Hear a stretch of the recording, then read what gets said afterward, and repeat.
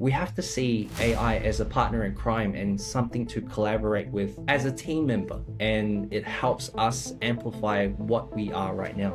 It allows me to serve my audience more fully and more completely because I can do things that I would have never been able to do before. Even if I'd wanted to, there simply wasn't enough time. Everyone should know how to leverage technology to enhance their current operations. If I need to learn chemistry, but I'm really interested in cooking, I could learn chemistry through that filter of cooking. If you're looking at vibe coding right now, like you can create so many different like lead magnets and websites and different tools. It's so cool. It's like vibe coding, but you've got vibe coding for a business. Instead of having 20 GPTs that I use on a weekly basis, I've now got 20 micro apps that have been created through vibe coding that I use. Any thoughts on that? I feel like that's where we're going. Those that will win will be those that are AI enabled.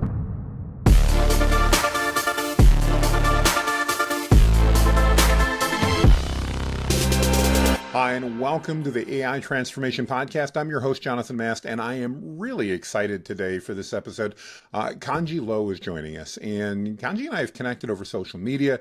We've shared some passions there for both branding and social media marketing, and especially for AI, and I'm really excited to chat today. Kanji, for those that don't know you as well, would you take just a moment, share a little bit about yourself and who you serve? Yeah, firstly, thank you for having me on the podcast, Jonathan, and I really admire your work. I've just seen you on the group as well as sharing on social media, and I'm really excited to be here. So firstly, thank you for having me.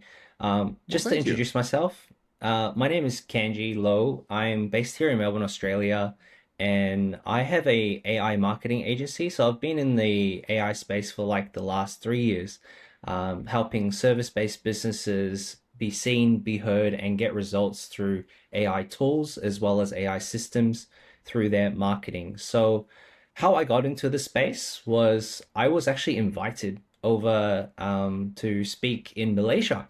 And at that time, I was doing a whole bunch of workshops. I was helping business owners in regards to business transformations. And they asked me to speak at an AI, big data, and future technology summit. And then ever since that, I started delving into AI, and that was 6 months after ChatGPT was launched in 2022. So ChatGPT 3. So I was really excited to just delve in, but I'm really excited to be here as well. So thank you for having me. No, and I'm excited to chat. Again, I discovered you through the personal branding, the social media marketing that you're doing, and you do such an amazing job of that. You've definitely got your finger on how all that comes together. Obviously, both of us being interested in AI, that was a natural connection as we do that. Before we dive into a lot about AI, if you would, tell us kind of how did this happen? You've had the marketing agency. You mentioned you got invited in for AI, but how did you make that that transition, or how did AI become such a big part of what you talk about and share?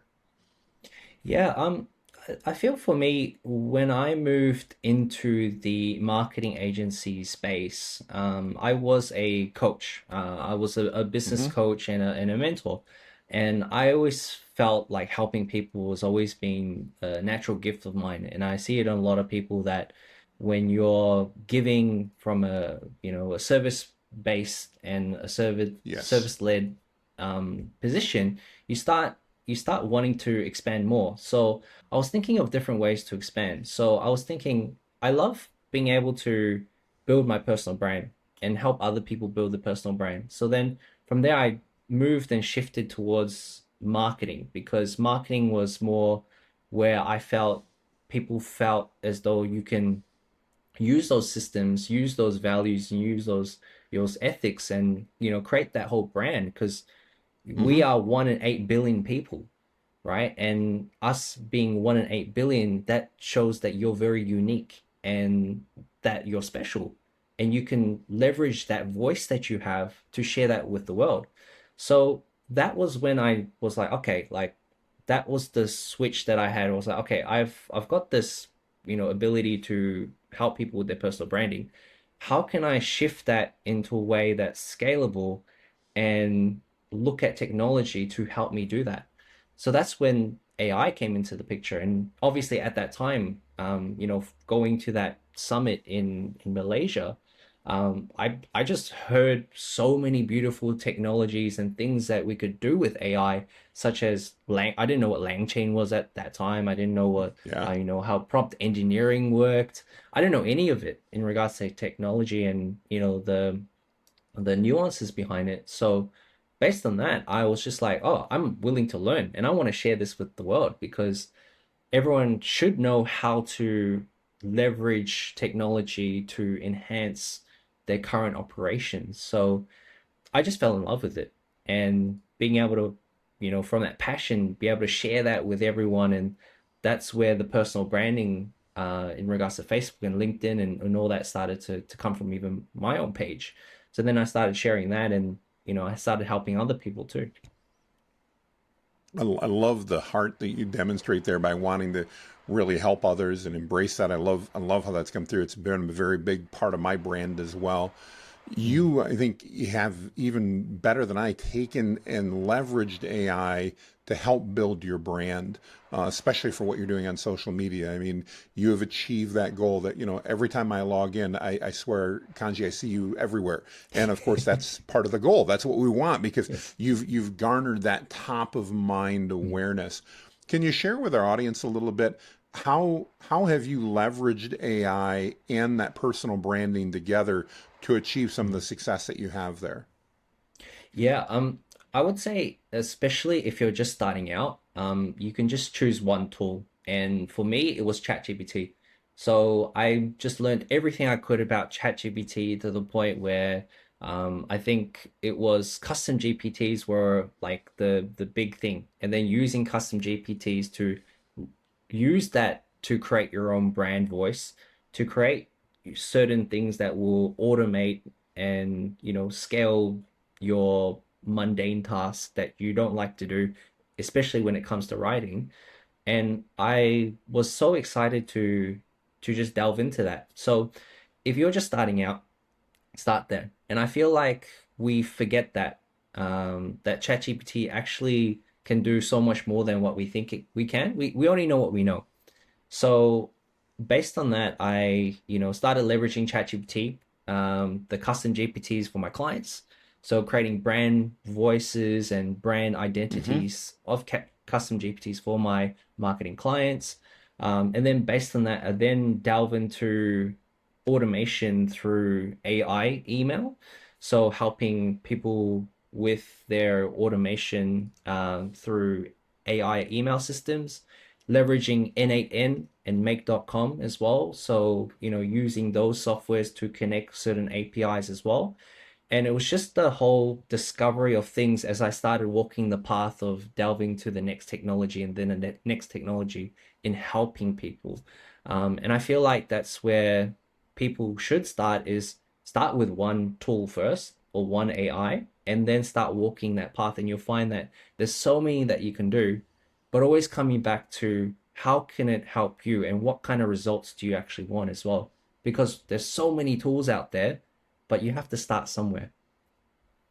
I think you've really hit on something really important. I know, Kanji, one of the most common questions I get asked, especially in working with entrepreneurs, and you probably see this as well, is what's the perfect tool for me?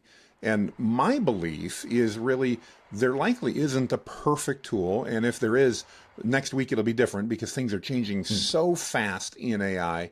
But just like you mentioned, I encourage them pick a tool, and oftentimes it's ChatGPT. Start mm, with it, learn it, get comfortable with it.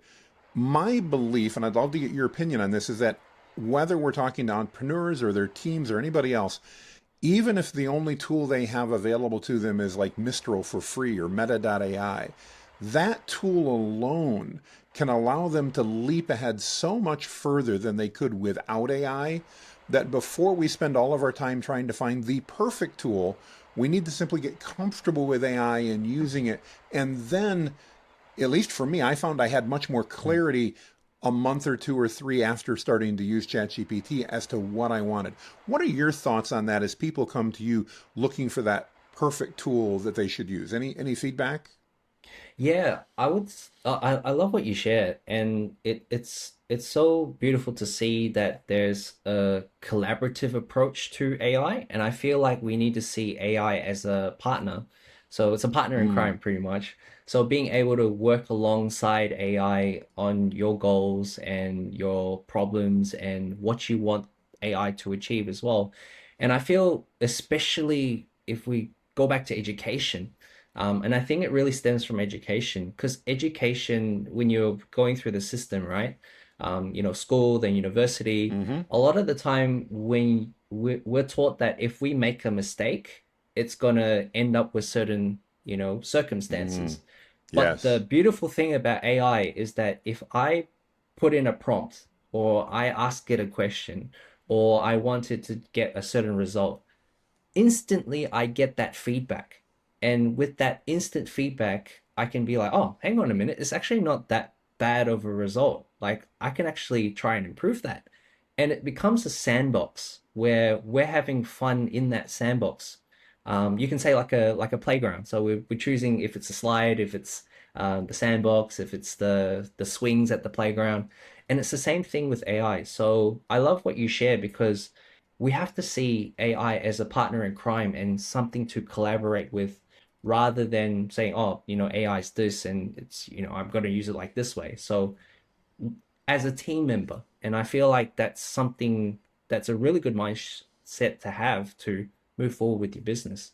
No, and again, I appreciate your perspective on that. I love hearing about that. For those of you wondering, by the way, Kanji and I have never spoke prior today. We've sent some messages to each other, but that's been it. So, yeah, it's really my opportunity and blessing to be able to learn again how you think about that as well as we go in.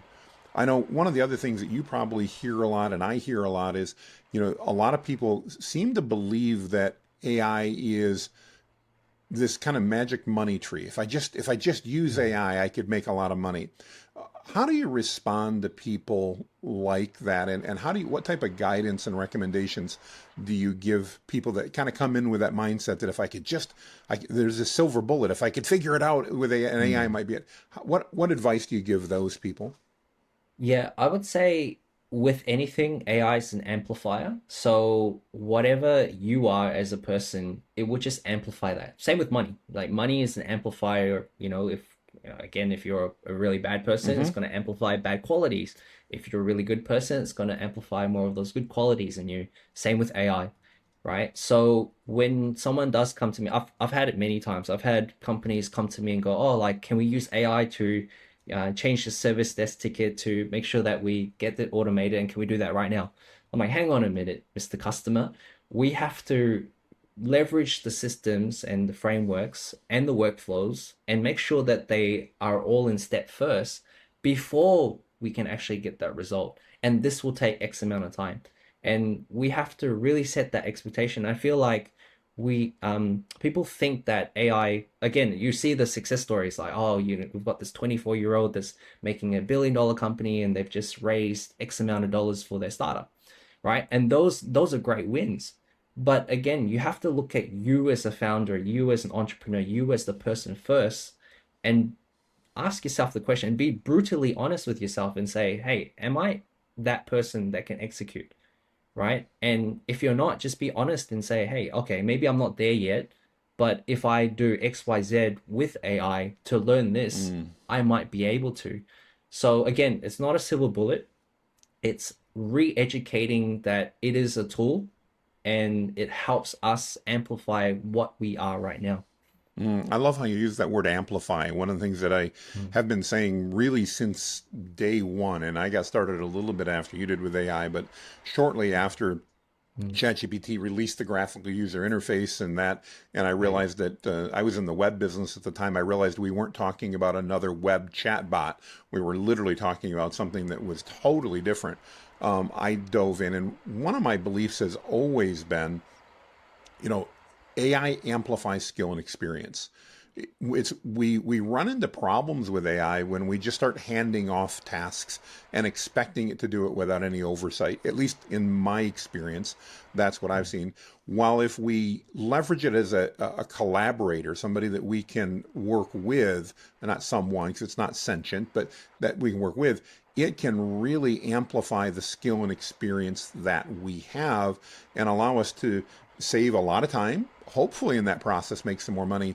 But the one thing that really excites me, kind of going back to where we started this conversation, it allows me to serve my audience more fully and more completely because I can do things that I would have never been able to do before. Even if I'd wanted to, there simply wasn't enough time. And now I can leverage that together. As you've worked with clients, Kanji, are you seeing that apply not only to yourself, but does that apply to your clients as well? Are you seeing that AI is able to amplify their skill and experience too? Yeah, 100%. So there's a lawyer that I'm actually working with right now, and he's very much like non-techie. Like he's non-tech, like he doesn't Mm-hmm. know much about technology. He's got a few systems in place, and the beautiful thing is me coming in, we're able to expand his reach in regards to him bringing Mm. on an education platform because obviously he's doing the normal day-to-day law services. But he's like, oh, Kenji, I just really want to pick your brain and leverage what you do to help me build a course platform and also bring in some AI agents to scale X amount of obviously what he wants to do is to scale the operations of his invoicing and his documents. And I'm like, beautiful. Like this is what we can do in regards to AI to speed that process. Whereas maybe if it was 5 years ago, and let's say I was in marketing 5 years ago with this exact same space and there was no AI, it's much harder, right? We'd have to do things a lot manually. He would be like, oh, maybe I can't work with Kanji because I don't have that ability with AI to use that because I don't have the time, right? I can't build that side of the business because I don't have time and I need to leverage more people. I need to build this. I need to do this. Whereas with AI, you've really brought the whole, you can say time's collapsed in that sense, Mm. right? And Yes, I yeah. love the fact that with AI, time has collapsed to the point where you can use task. For example, I use task ChatGPT task a lot. So where, every morning I would get like 10 prompts or like 10 hooks or X amount of content pieces. And I do that with my clients too, just telling them like, hey, you can use ChatGPT to give you tasks that, you know, you just wake up and the thing's already done for you. I was working with another client the other day and, really teaching them how to do JSON prompting to help Mm. create those VO3 videos. And they wanted to just create the videos. And I was just like, when you come into the office, and this was to the marketing team, when you come into the office, if you have tasks open, you've already got 10 tasks on what you want to do to help you create those videos on the day, right? Different ideas so that you can just plug it into the JSON prompter. So there's all these different things that helped us save time, and I feel like again, it's such a beautiful tool to save time. And yeah, I feel like we get that ability, especially with the technology and the tools and the creativity that we've been blessed with. Awesome. I love that. And I love your perspective on that. I'd love to hear your perspective. As we talked briefly, AI is changing so rapidly, and sometimes it's actually hard to keep up. Now, as an ADD entrepreneur, I love it because it keeps me excited. There's lots going on. What do you see as we're recording this? We're in, September of 2025. We've got a few months left in the year. What things do you think are the things that entrepreneurs should really be paying attention to through the rest of this year in how to leverage AI? Any good crystal ball moments that you may have? Yeah, beautiful question. I would say, from my perspective, that we are still quite early.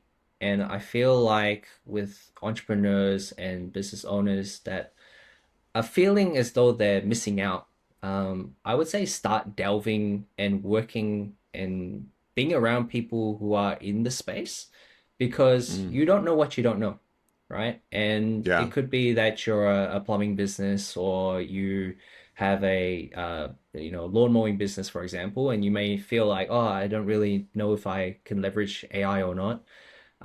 There's so many different ways you can, right? It could be through invoicing, could be through email systems, could be through marketing, could be through anything.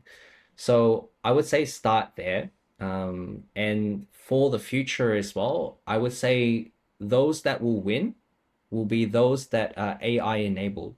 And what I mean by that Mm, is that if, as long as you know that it's a tool to help you where you are right now, and you know that there's certain problems that are in your business, and you know that you want to scale, because it's either growth or death in regards to business, right? There's no, yeah. stagnation, right?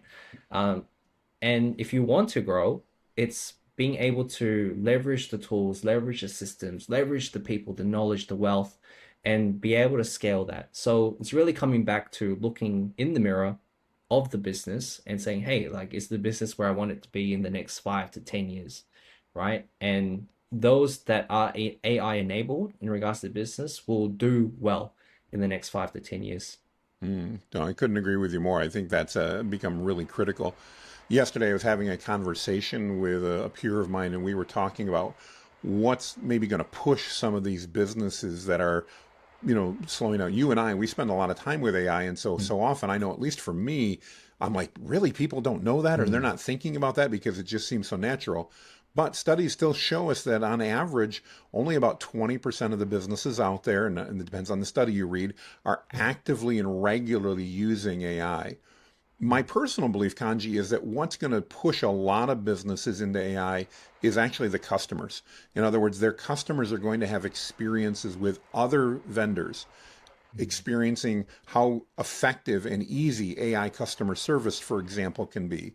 That when they go to the next company, they're going to expect that same level of service in that. I'd be really curious just to know your perspective for those businesses that are kind of taking maybe even still yet a wait and see approach or just dragging their feet a little bit.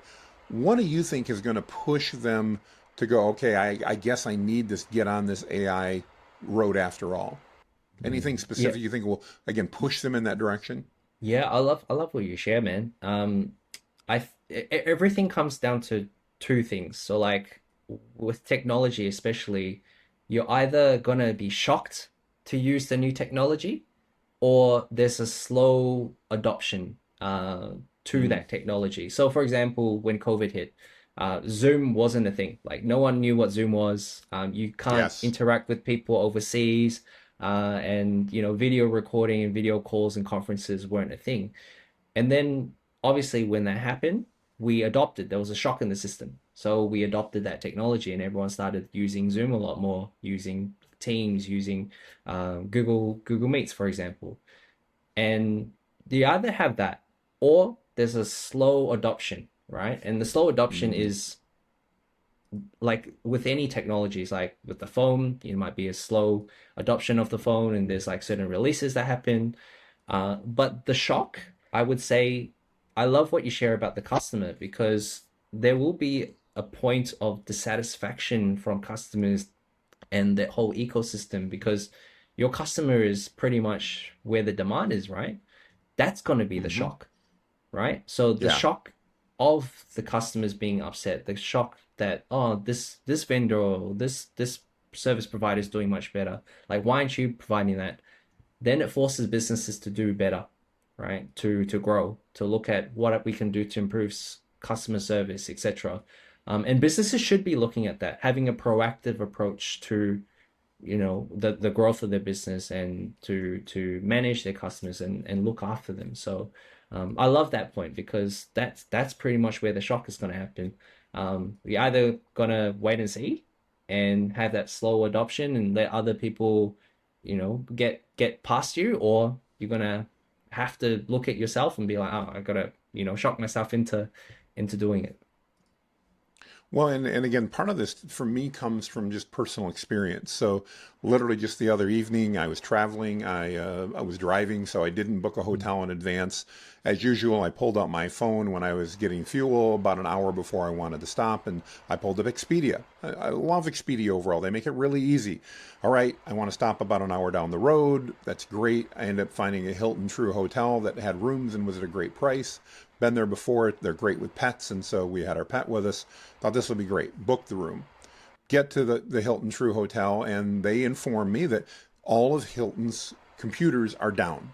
And that means that they not only do they not have my reservation, which I made about an hour ago, they also don't even know which rooms are open and are not open, so they can't honor my reservation, even though they have the rooms. Mm. And okay, fair enough. Very helpful about that. That was great. All right. So as a customer, I'm now going, I booked through Expedia. Not a problem. I'll book another room, but I do need to make sure Expedia knows I can't stay here. So I asked the hotel, what can you do to help me out? The hotel, Mm. by the way, fantastic. Personal interaction, very easy. They contacted Expedia. And then that's where things started to go awry. And it really made me think this is important. I know how effective AI can be with customer support.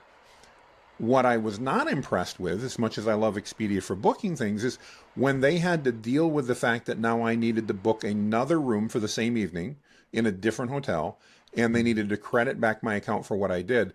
I had to spend over an hour on the phone talking to three different people, most of whom candidly acted like I was trying to scam them versus anything else.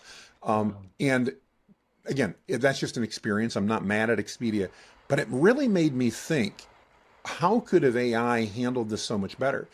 AI could have very easily validated the information from the Hilton True when they called. That was a Mm. big part of the process. There was a lot of back and forth.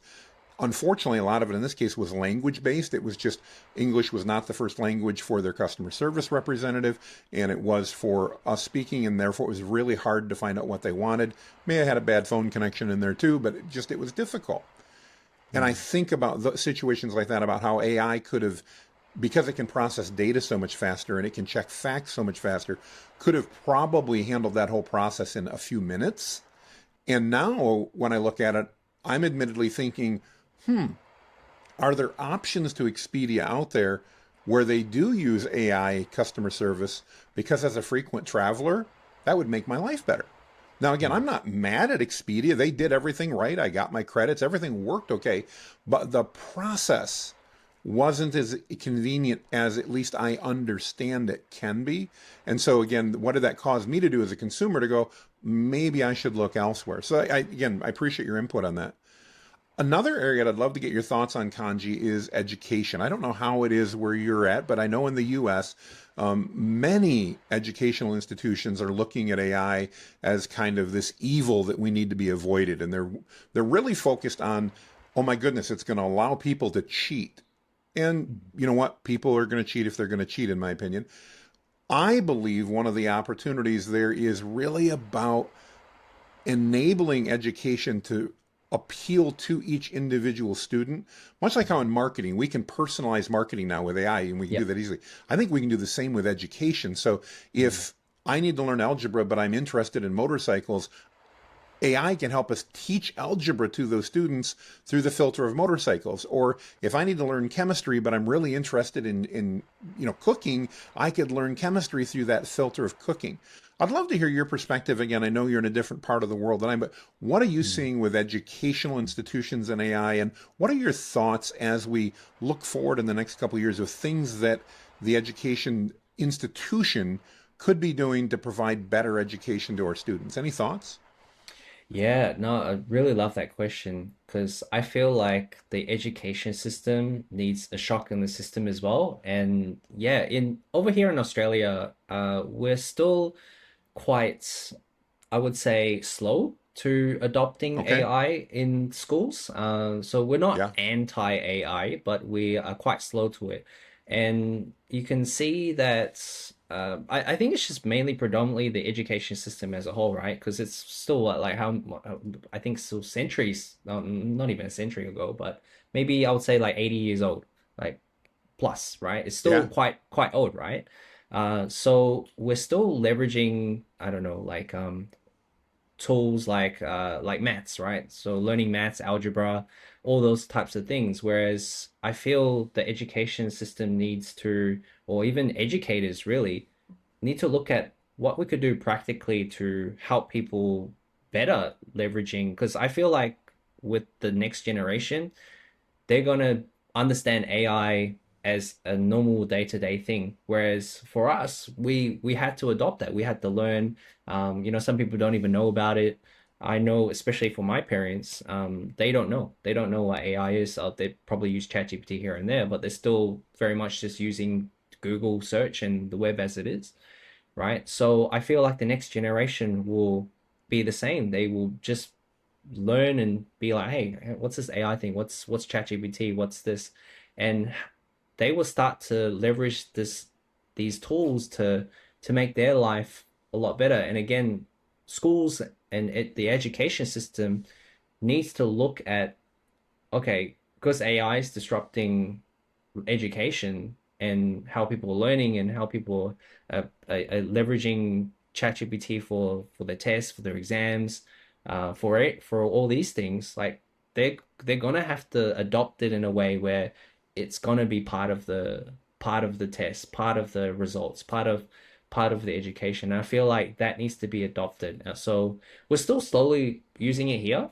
Um, Hmm. it's still considered as plagiarism if you use ChatGPT for answers, and it's Hmm. considered cheating here and there, especially in the universities.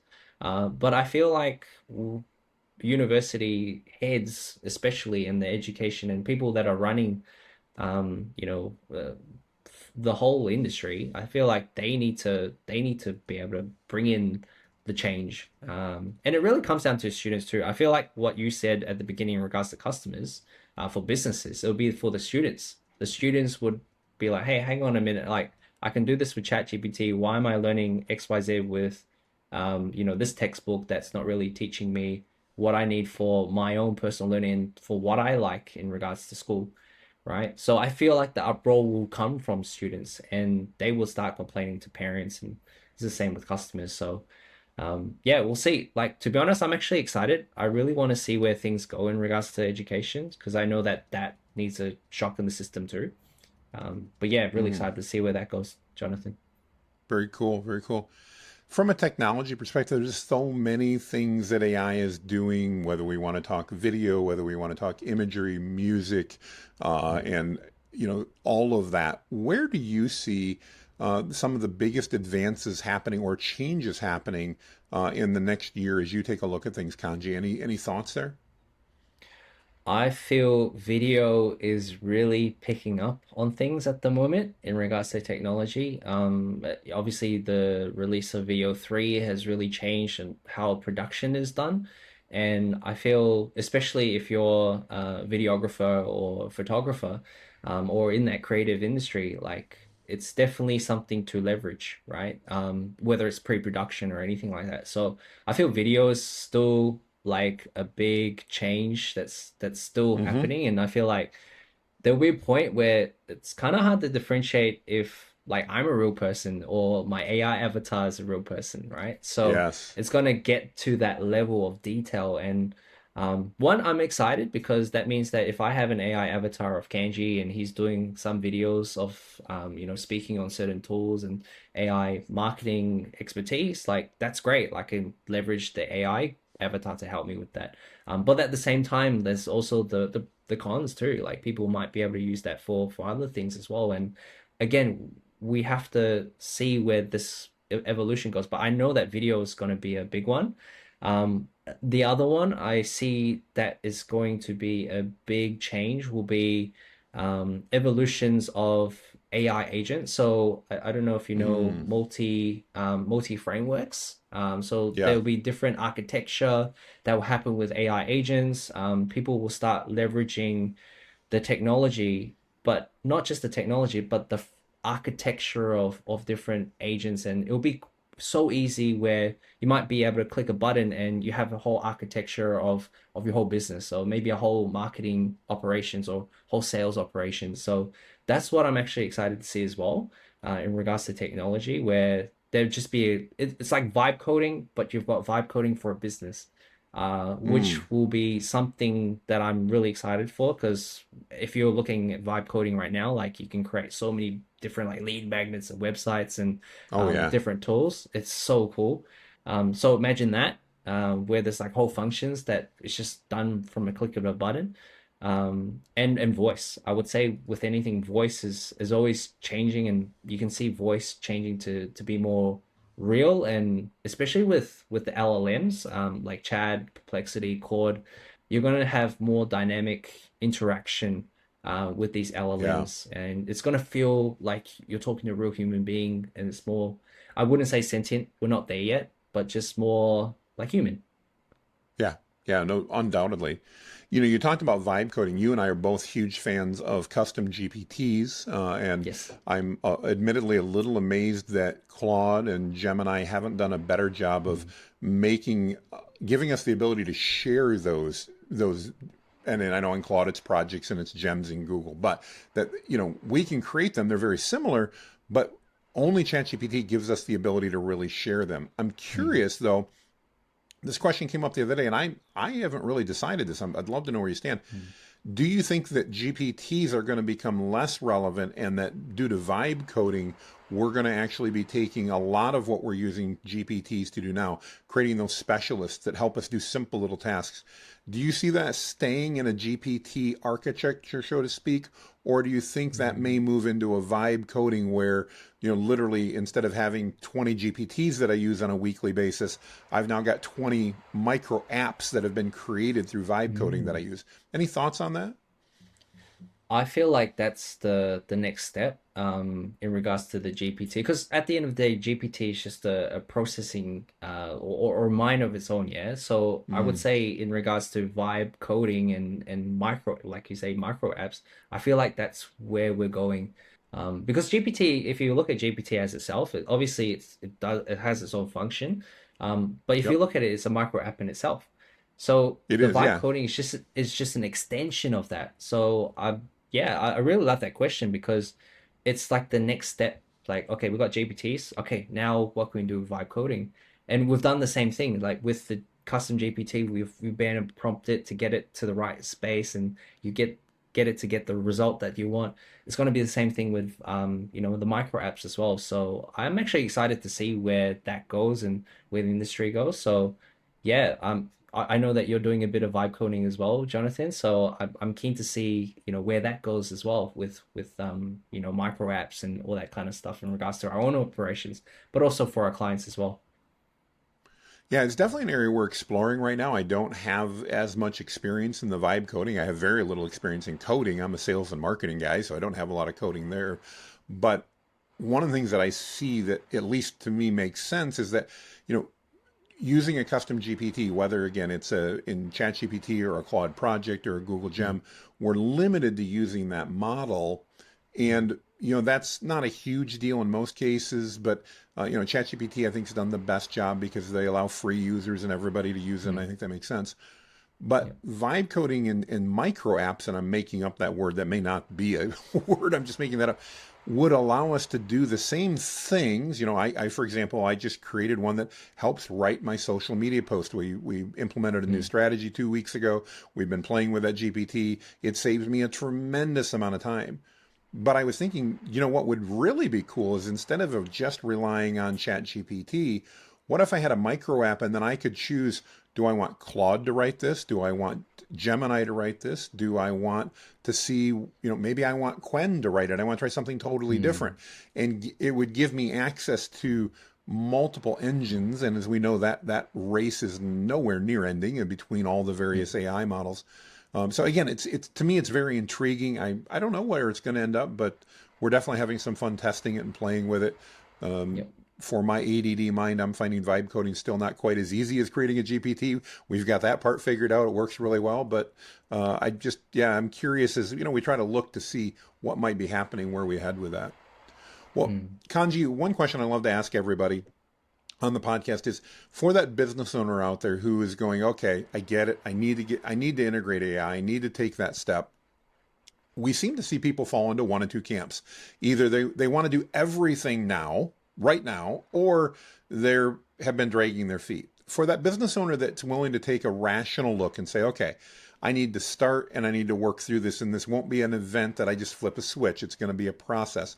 What advice would you give that business owner on how to bring AI into their organization, into their team, let's say over the next 3 months or 91 days? What type of thing would you recommend for them there? yeah, I would say start with the problems that you have. Start with the gaps that you have and start with the results that you want to achieve with AI.